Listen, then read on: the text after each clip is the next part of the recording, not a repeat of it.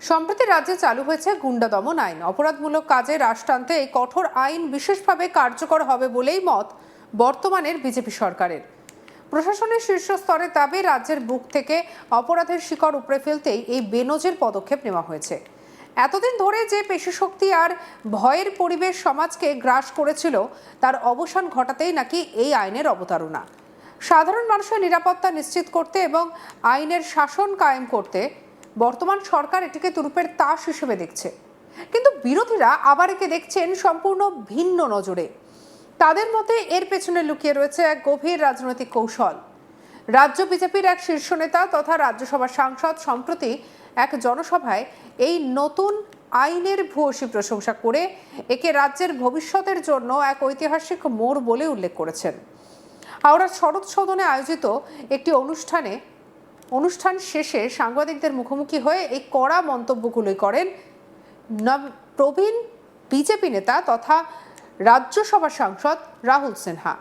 রাজ্যে সদ্য কার্যকর হওয়া গুন্ডা দমন আইন নিয়ে বলতে গিয়ে তিনি বাম এবং ডান দুপক্ষকেই একযোগে নিশানা করেন। তার সাফ কথা, প্রথমে সিপিএম, তারপরে তৃণমূল কংগ্রেস। দীর্ঘকাল ধরে পশ্চিমবঙ্গে একটা মারাত্মক বোমা সংস্কৃতি আর গুন্ডারাজকে প্রশ্রয় দেওয়া হয়েছে। রাজ্যের সর্বত্র গুন্ডাদের এমন এক দাপট তৈরি হয়েছিল যে সাধারণ মানুষকে প্রতিনিয়ত ভয় দেখিয়ে পুরো ব্যবস্থাটাকে নিয়ন্ত্রণ করা হতো। আর এই ভয়ের পরিবেশের কারণেই বাংলার ভোটাররা দিনের পর দিন স্বাধীনভাবে নিজেদের গণতান্ত্রিক অধিকার প্রয়োগ করতে বা ভোট দিতে পারতেন না। রাহুল সিনহার দাবি, রাজ্যকে এই ভয়ের পরিবেশ থেকে মুক্ত করতে, বাংলায় শান্তি ফেরাতে এবং উন্নয়নের পথে এগিয়ে নিয়ে যেতেই সরকার শুরুতেই এই অত্যন্ত কঠোর গুন্ডা দমন আইন পাশ করেছে, যা বর্তমানে পুরোদমে কার্যকর হয়েছে। তার মতে এই আইনের মূল উদ্দেশ্য হলো রাজ্য থেকে গুন্ডারাজ বা অপরাধমূলক রাজনীতির সম্পূর্ণ অবসান ঘটানো, যাতে সাধারণ মানুষ ভয় মুক্তভাবে জীবনযাপন করতে পারে এবং মহিলারা দিনরাত সুরক্ষিত ও নিরাপদ বোধ করেন। কি বলছেন রাহুল সিনহা, শুনবো। सीपीएम और उसके बाद तृणमूल कांग्रेस पश्चिम बंगाल में बॉम्ब कारखाना और गुंडा बनाने का कारखाना बनाया था। चारों ओर गुंडा ही गुंडा, और इस गुंडा लोगों से तृणमूल कांग्रेस और सीपीएम वसूली करते थे और इन गुंडा से पश्चिम बंगाल का वोटर को डराते थे, भय दिखाते थे। इसीलिए पश्चिम बंग को आगे बढ़ना है, इंडस्ट्री लाना है, पश्चिम बंगाल का जनजीवन को शांत करना पड़ेगा। इसीलिए हम लोग शुरू में ही गुंडा दमन आइन को पारित किया और आज से आइन लागू हो गया। मतलब सीपीएम तृणमूल लोगों का जो गुंडा राजनीति, ये राजनीति पश्चिम बंगाल से उखाड़ के फेंकना है और कोई गुंडाबाजी हम लोग नहीं करने देंगे। जो जनता है वो जनता भय मुक्त रूप से आगे बढ़े, काम करे। महिला रात को भी बाहर जाए, किसी ने उनके ऊपर आंख उठा के देखने का हिम्मत नहीं रहेगा। ऐसा पश्चिम बंगाल हम बनाना चाहते हैं और इसीलिए इस गुंडा दमन आइन बहुत काम करेगा और इस आइन का जरिया से पश्चिम बंगाल से गुंडाइज्म हम समाप्त करेंगे।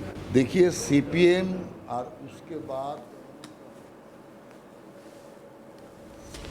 শুধুমাত্র এই নতুন আইনই নয়, সমসাময়িক একাধিক রাজনৈতিক ও প্রশাসনিক ইস্যু নিয়েও এই হেভিওয়েট নেতা অত্যন্ত আক্রমণাত্মক মনোভাব দেখিয়েছে। সম্প্রতি বারুইপুরে ঘটে যাওয়া একটি চাঞ্চল্যকর ঘটনা এবং তা নিয়ে রাজনৈতিক কাদা ছোড়াছুড়ির জবাবে রাহুল সিনহা স্পষ্ট করে দেন যে এই ঘটনার তদন্ত অত্যন্ত গুরুত্ব দিয়ে চলছে। তিনি সাফ জানান, তদন্তের খাতিরে শুধু স্থানীয় স্তরের ছোটখাটো অপরাধী নয়, যদি কোনো বড় মাপের সিপিএম নেতার নামও এর সঙ্গে জড়িয়ে থাকার প্রমাণ মেলে, তবে তাকে রেয়াত করা হবে না।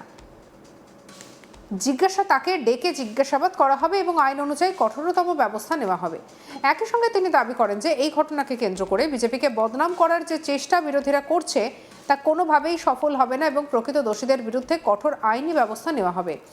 এরই পাশাপাশি রাজ্যের অন্যতম চর্চিত প্রকল্প অন্নপূর্ণা যোজনা নিয়ে ওঠা একাধিক প্রশ্নের জবাবে তিনি বিরোধীদের সমস্ত অভিযোগকে নস্যাৎ করে দেন। তার বক্তব্য, সমস্ত যোগ্য উপভোক্তাদেরই এই প্রকল্পের সুবিধা দেওয়া হচ্ছে, আর প্রশাসনিক বা প্রযুক্তিগত কারণে যারা এখনো সুবিধা পাননি তারা দ্রুত এই সমস্ত ত্রুটি সংশোধন করে তাদের কাছেও প্রকল্পের সুবিধা পৌঁছে দেওয়া হবে। বিরোধীদের এই সংক্রান্ত সমস্ত অভিযোগকে তিনি স্রেফ বিভ্রান্তিকর বলে উড়িয়ে দিয়েছেন। কি বলছেন রাহুল সিনহা, শুনবো। देखिए, सीपीएम का जो नेता ये तोड़फोड़ कराया, आप मत सोचिए जो सीपीएम का बारुईपुर का नेता किया, ये सीपीएम का आला कमांड ने किया। बंगाल का नेता का इशारे पर ये चीज़ हुआ, इसीलिए जिनको नेतृत्व में वहीं पर हुआ हमला, पुलिस का गाड़ी पर हमला हुआ, तोड़फोड़ हुआ, उनको तो हिरासत में ले लिया। अभी इन्वेस्टिगेशन चल रहा है कौन बंगाल का सीपीएम नेता का निर्देश में ये तोड़फोड़ उन्होंने किया था, उनको भी हम हिरासत में लाएंगे, उनको भी दंडित करेंगे। जिनका निर्देश पे घटना हुआ, ये बिना निर्देश पे हो ही नहीं सकता। ये क्या बीजेपी सरकार को बदनाम करने की साजिश? सीपीएम अभी देख रहा है बीजेपी सरकार को बदनाम करने के लिए। तृणमूल कांग्रेस का क्षमता नहीं है, वो खुद पीड़ित है, कौन असली तृणमूल कौन नकली तृणमूल, ये झगड़ा में।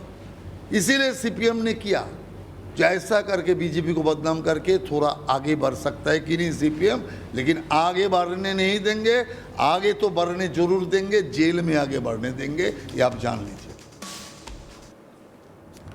সামনেই কড়া নাড়ছে রাজ্যের পুরসভা ও পুর নিগম নির্বাচন, আর সেই নির্বাচনকে কেন্দ্র করে রাহুল সিনহা দাবি অত্যন্ত তাৎপর্যপূর্ণ। তার দাবি, এই আসন্ন পৌর নির্বাচনে বিরোধীদের কোনো রকম প্রভাবই খাটবে না। বর্তমান রাজনৈতিক প্রেক্ষাপট বিশ্লেষণ করে তিনি বলেন, পশ্চিমবঙ্গে তৃণমূল কংগ্রেস এখন চরম রাজনৈতিক চাপে রয়েছে, আর অন্যদিকে সিপিএম ও কংগ্রেসের রাজনৈতিক অবস্থান এতটাই দুর্বল হয়ে পড়েছে যে মাঠে ময়দানে কংগ্রেস কার্যত কোনো অস্তিত্ব আর অবশিষ্ট নেই। এই পরিস্থিতিতে ভারতীয় জনতা পার্টি বর্তমানে রাজ্যের একমাত্র এবং প্রধান রাজনৈতিক শক্তি হিসেবে মানুষের সামনে উঠে এসেছে। তিনি আরও যোগ করেন যে প্রধানমন্ত্রী নরেন্দ্র মোদী এবং কেন্দ্রীয় স্বরাষ্ট্রমন্ত্রী অমিত শাহ পশ্চিমবঙ্গের মানুষের কাছে যে সমস্ত প্রতিশ্রুতি দিয়েছিলেন তা অক্ষরে অক্ষরে বাস্তবায়নের জন্য কেন্দ্র এবং রাজ্য সরকার মারাত্মক প্রচেষ্টা চালিয়ে যাচ্ছে।